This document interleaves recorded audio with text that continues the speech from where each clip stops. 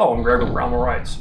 I've been doing a lot of content recently on the 7 PRC Primal carbon fiber build that I received. And during some of my work with this, I've been shooting some video and going through the process of how I'm handling the brass. And I've been getting a bunch of inquiries about it from people. And something has come up a couple of times that I guess, given all of the content that I've put out that describes how we're supposed to be treating our brass, that I was kind of surprised that this wasn't kind of inferred.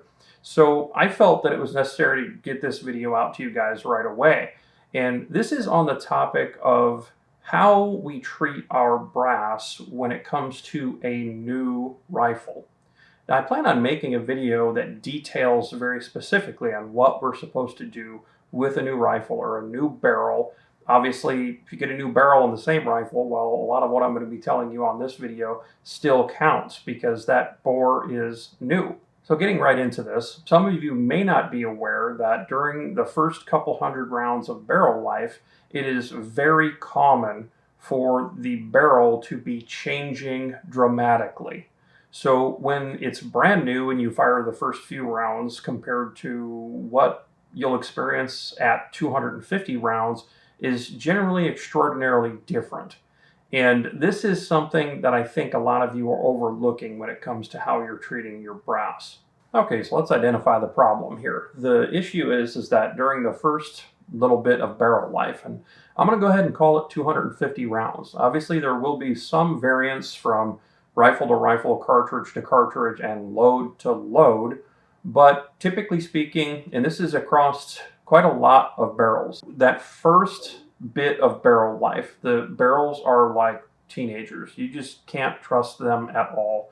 They're constantly changing, and about the time you think you have things figured out, they'll throw a surprise your way.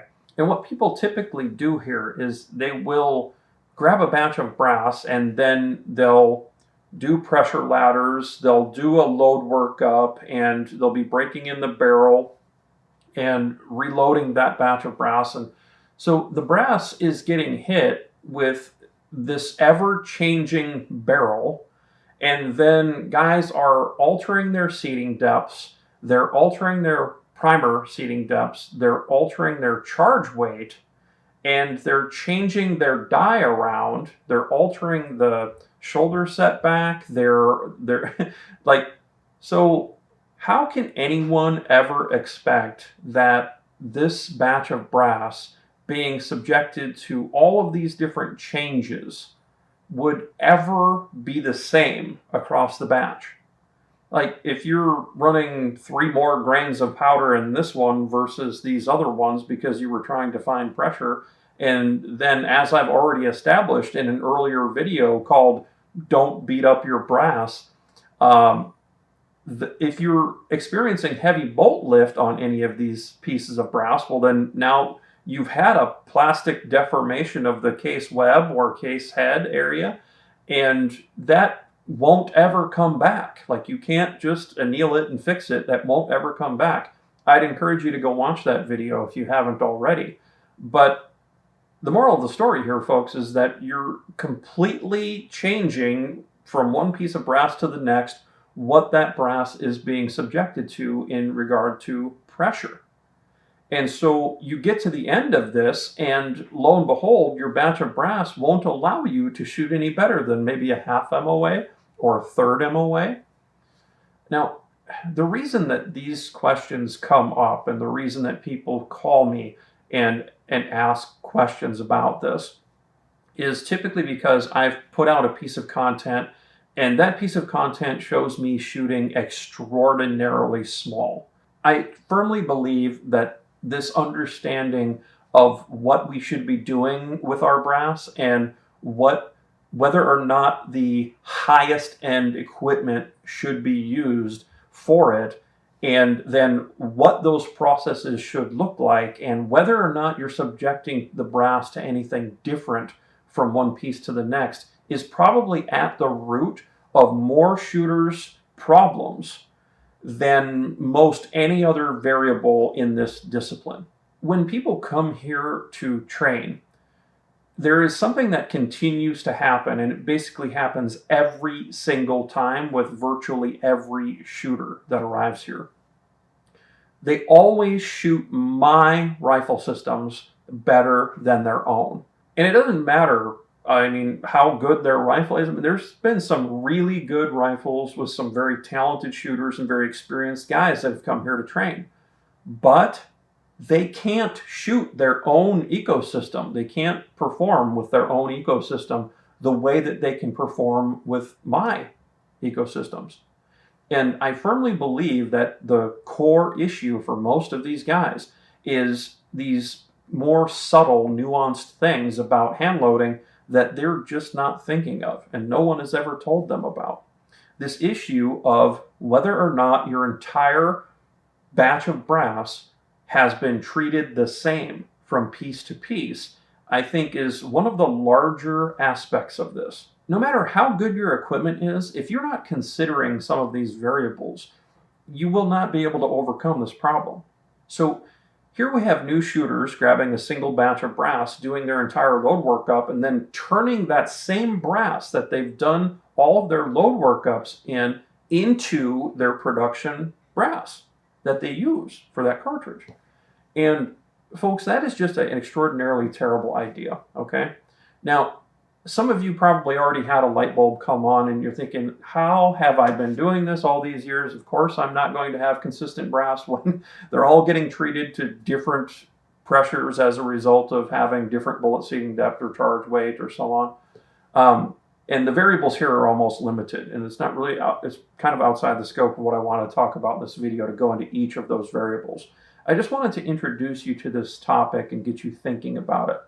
And now that you're thinking about it, you can probably come up with about a dozen different things that you're doing to your brass initially, especially on a new barrel. Even if you've got a seasoned barrel and you do a load workup session where you're using different charge weights and different bullet seating depths, it's still going to create this problem. But a new barrel is going to compound that by a factor of 10 because the barrel itself is going to be changing for the first 250 rounds.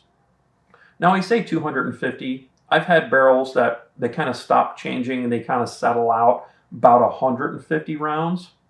And I've had some take like 325 rounds before they would actually be done changing and get really stable.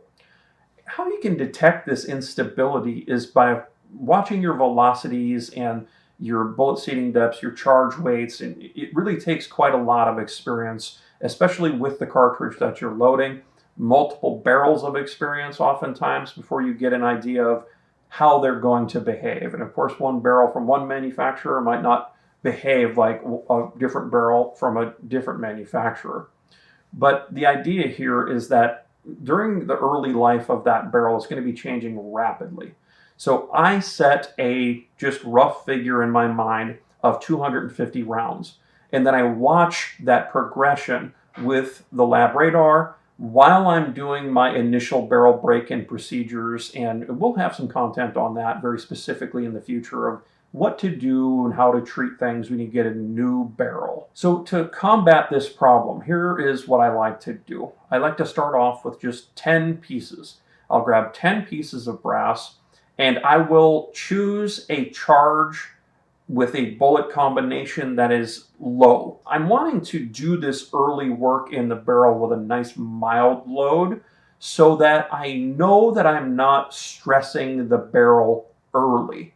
Because if you step on the barrel while it's still pretty early, it's going to deliver pressure very quick. And so I chose 53 grains. Now, I initially stepped into 54 grains of H4831 shortcut, but I found that shot number 9 and 10 of a 10-round string would be starting to build a little bit of pressure. I'd feel a little bit of heavy bolt lift. Not extreme, mind you, but it was there. It was different than the others, and I could feel it. So I backed down to 53 grains. And this is a very low, very mild charge for the 7PRC Primal with a 166 class bullet. And so I stayed there and I just reloaded those 10 pieces, right? And I ended up getting 8 firings on them. And so that's 80 rounds worth of barrel life that I used, just reloading those 10 pieces and playing around with seating depth, and I don't really care about these 10 pieces. That's the point. I just want to get some life on the barrel. I want to get my cleanings through, and I want to get this barrel kind of wrung in a little bit and just start shooting it. Once I'm done with that, I'll oftentimes grab a 50-piece test batch next. So I'll grab 50 pieces, and obviously I can put these through a bulk process in my reloading setup. So my processes such as tumbling and trimming and all that, I can do all of this how I would normally do it. And so I grab 50 pieces then, and I get them fire formed, and I will often fire form. I'll have a heavy gun and a light gun for every one of my Wildcats. And so I'll take it over to my heavy gun and fire form it there with a relatively mild load, and then I'll bring it over to my lightweight carbon fiber hunting gun, and I'll fire form it in there. So I've got 2 firings on it now, and that starts to be pretty well formed as far as the being able to make sure that the brass is representative of my chamber size. So by then, I'll load that 50 pieces again, and you see all of a sudden I've got like closing in on 200 rounds through this thing, and I won't have but maybe 3 firings on this 50 pieces, and by then my barrel is going to be stabilized very, very well. And so this 50 pieces is going to be just my test batch. I'm not going to really do anything with those 50 pieces seriously later on. But I'm going to use it for my load workups because it's going to be stable enough to tell me that. And then 2, I'm not looking for more than maybe 3 or 4 or 5 firings out of it at the most. And then I'm going to set it aside. So by burning up these 10 pieces and by then moving to 50, I'm risking 10 pieces first, and then I'm risking 50 pieces after that. And when I say risk, I'm saying this because invariably, if I do a little too heavy of a charge and I feel heavy bolt lift, okay, well, that brass is not going to be good anymore. But I'm not going to just throw it away out of this lot because, it still is going to have some value to me. And I'm going to be taking this through the cycle and using these 50 pieces to test and validate my charge and validate my overall load that I'm trying to choose. And so if something goes wrong, all I'm out is 50 pieces. It's not a big deal. And then 2, I can use that brass in the future for if I want to pick another bullet or another powder and do a brand new load dev session, I'll still have these 50 pieces in good working order. Now, before I get too far into this, I will make sure that I grab 1 piece of brass out of that 50-piece batch. And the idea here is that by the end of 2-3 firings of this 50 pieces, well, I should be pretty close to my desired load. And what I want to do then is fire that 1 piece as many times as I can. So I'll subject that 1 piece of brass to as many firings as the brass will allow. So as soon as I see that, well, my shoulder setback would need to be increased, I'd need to bump my shoulders more, well, then that tells me that I've had plastic deformation of the case web. And if I have heavy bolt lift starting on firing number 6 or 7, well, that means that the pressure in my load that I had chosen is too high. Because I'd like to see a lot more than 5 or 6 firings out of my brass before I'd have to, take some very drastic corrective action to fix it. And then 2, if you've watched my previous content on this, you can't fix it. So realistically, it's just there now. And imagine if you were establishing a load and you said, well, here's where I want to shoot, and firing number 1, 2, 3, and 4, it can take it just fine. But on firing number 5 of 100 pieces of brass, right? So that'd be like 500 rounds in. All of a sudden you find that you've had case web expansion, a plastic deformation of a very hard part of your case. And now that entire batch of brass is ruined. And so in the case of a Wildcat, like the 7 PRC primal that I'm shooting, I've got to do 2 expansion ops, a false shoulder op. That's 3 pulls of the press handle right there. And then I've got to fire form it. and then size it, and then I've got to have another forming on it really to get the case finalized. Folks, that is a tremendous amount of work to throw the case away after 5 firings. I'm looking for significantly more than that. Especially for a hunting rifle, I'll maybe put 100 pieces of production brass online, and I need to be able to use that brass to burn out my barrel or very close to it. So in a cartridge like a 7 PRC Primal, I'm going to be looking for a couple thousand rounds of barrel life here. So if I use up, say, 300 or 400 during my load development and verification process, then I need to get 15 or 16 firings out of this brass minimum in order to make it work. And if I can't get 15, 16 firings out of it, then my load is not going to be stable either. Because as I fire from firing to firing through my batch of brass, certain pieces of brass will separate from the mean. They won't behave like the other pieces in that batch anymore because maybe I fired them on the tail end of a relatively long string, or maybe it was extraordinarily hot that day when I was shooting 2-3 rounds. And all of these things can cause a slightly overpressure situation that you won't notice any change in operability of the rifle. It'll eject fine. You won't feel heavy bolt lift or anything.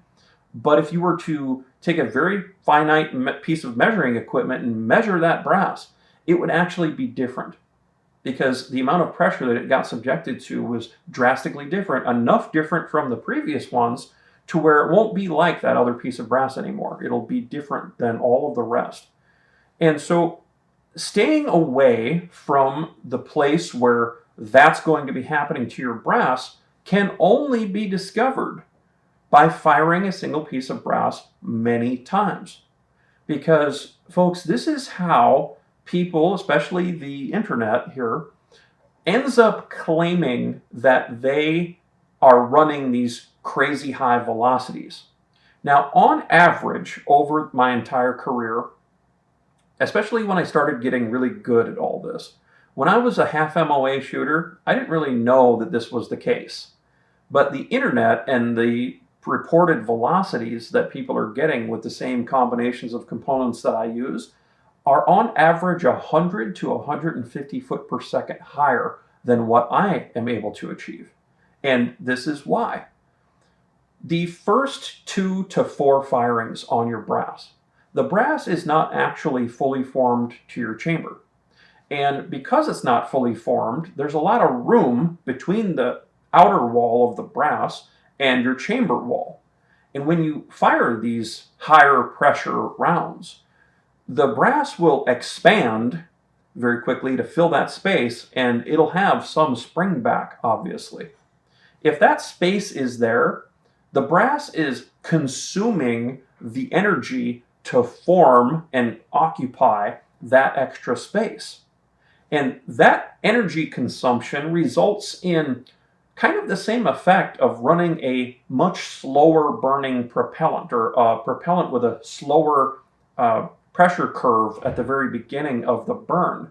And so that elongation of the initial part of the firing event allows for a very forgiving performance, not just from the loading side of things, but oftentimes it'll shoot very good on the target as well. Now, I know there's a lot of you out there that have probably put maybe 3 or 5 firings on your brass and all of a sudden you can't get it to shoot anymore.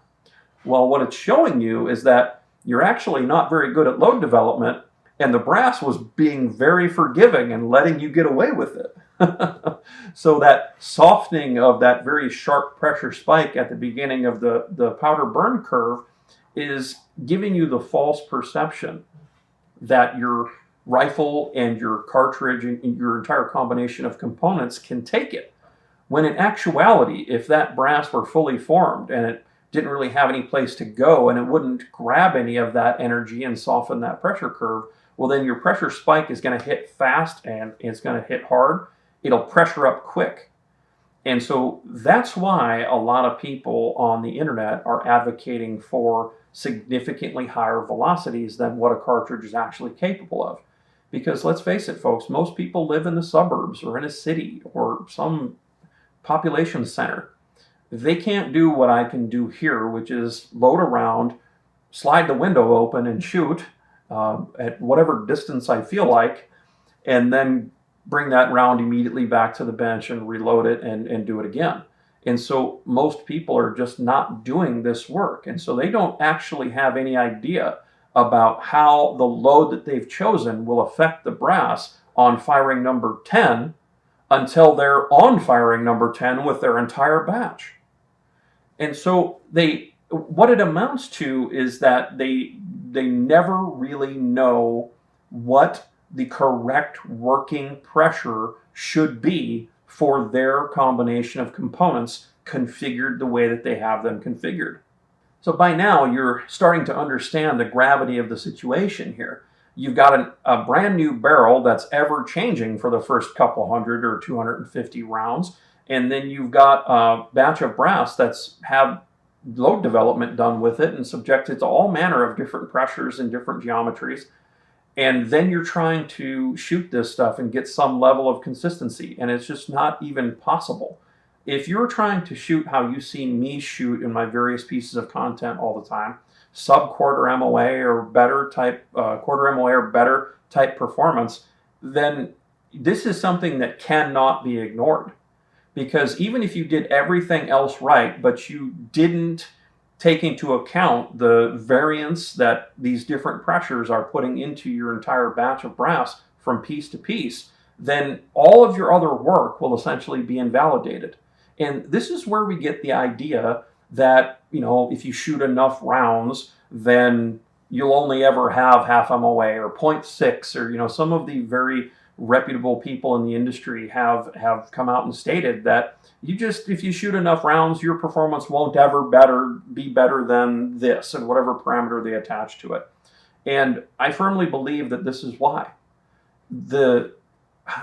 How they're going about the load development process and how they're treating their brass along with the early barrel life considerations, if you're not staying on top of this and being ultra specific about how all of your production brass is treated. If you feel that your barrel is getting heated up, you just straight up stop shooting, or as soon as you feel that heavy bolt lift at all, that piece of brass gets taken out and thrown away because it has exhibited a plastic deformation of the case web. Obviously, elastic deformation is what we experience up at the case neck and shoulder area, and we can anneal that every firing to make sure that we have the same elasticity, that the same kind of metallurgical property is present. But down at the case web, we don't have that. And when you see that heavy bolt lift creeping into things, or if you feel anything different at all, or you can measure anything different on a piece of brass than the rest of the batch, rest assured that is different. And because it's different, your results on target will change. Now, are you a good enough shooter to see that it's changed? Well, that's obviously the question here. And the level of experience that you need to have, the quality of equipment that you need to have across the entirety of your ecosystem, that barrier of entry is so high that without someone to shave the time off of it for you, it would take you just as long as it's taken me to figure this stuff out. And some of this stuff, folks, I didn't learn until maybe 5 or 8 years ago. I mean, it's always a discovery process.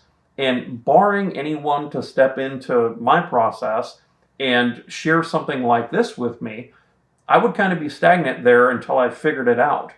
Now, this is the reason why the 7 PRC Primal in the videos that you've been seeing is a $16,000 rifle package. Because everything has to be right to such a degree that were I to compromise on any specific place, right from the bipod or the suppressor that I choose or the action, or if I were to compromise on any of those things, then it's very likely that I wouldn't actually be able to make these kinds of discoveries, because the totality of all of my work would essentially have too much white noise for me to really define anything or quantify any particular aspect of it. But because I'm willing to spend the money to get the best dies, the best rifles, the best barrels, the best of everything that I can envision, I can solve my equipment problems, and I can make sure that my equipment is performing at such a level that allows me to work on these super hard to quantify, very finite, and sometimes super nuanced aspects of the discipline. I think it probably will require a few more pieces of content on this to fully get you guys to understand the complexity and just how important what I'm talking about in this video is, because I've told quite a lot of people these things over the years, and oftentimes people are just not ready to receive this type of instruction. They're not looking for it right now, so it doesn't affect them, and then by the time it does, they forget that we even talked about it. But suffice it to say, the effect is real, and this is something that every shooter would do really well to track and to pay attention to. Well, I hope you've enjoyed this video and got something useful out of it. And to close today, we're going to do some scripture, and this is going to be Matthew chapter 11. We'll do verse 18 and 19. For John didn't spend his time eating and drinking, and you say, he's possessed by a demon. The Son of Man, on the other hand, feasts and drinks, and you say, he's a glutton and a drunkard, and a friend of tax collectors and other sinners. But wisdom is shown to be right by its results. Now, what Jesus is saying here is, you're going to be mad at me and John and whoever. You're going to be criticizing everyone no matter what they do, because they criticize John for not partaking in it, and they criticize Jesus for partaking in it. Now, doesn't that just sound like a lot of people that you know? They're always throwing rocks at somebody. They're always spitting at somebody. They're always criticizing somebody for something that they're doing. And it really doesn't matter what they're doing. They are just that kind of person. They're criticizers, right? They're scoffers. The Bible has a lot of instruction on how to deal with scoffers and how we're supposed to handle them. And by and large, it's get away from them and or ignore them. So if you're looking for people's support, I would caution you, because there's a lot of people out there that really don't have much going on for themselves. And that's probably because they spend most of their time criticizing and not building and innovating. So don't be concerned with whether someone else believes in what you believe in. Instead, just do what you know to be right, and God will judge accordingly.